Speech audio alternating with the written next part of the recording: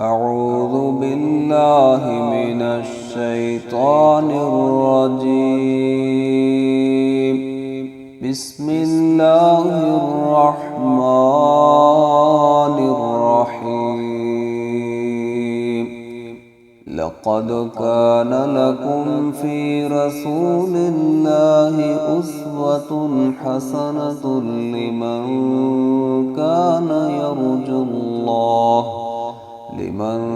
كان يرجو الله واليوم الآخر وذكر الله كثيرا. ولما رأى المؤمنون الأحزاب قالوا هذا ما وعدنا الله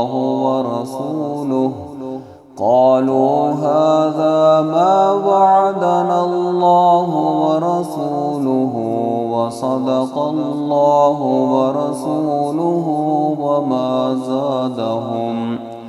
وما زادهم إلا إيمانا وتسليما.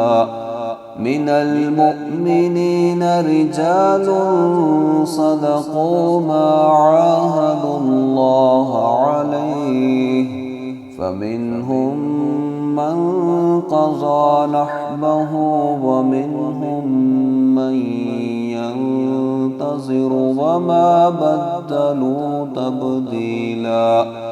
ليجزي الله الصادقين بصدقهم ويعذب المنافقين إن شاء أو يتوب عليهم، إن الله كان غفورا رحيما. ورد الله الذين كفروا بغيظهم لم ينالوا خيرا، وكفى الله المؤمنين القتال وكان الله قويا عزيزا.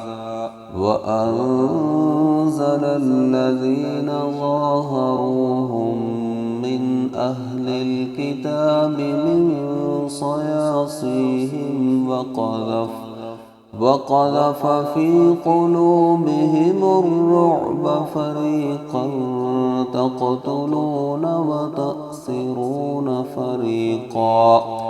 وأورثكم أرضهم وديارهم وأموالهم وأرضا لم تطئوها، وكان الله على كل شيء قديرا.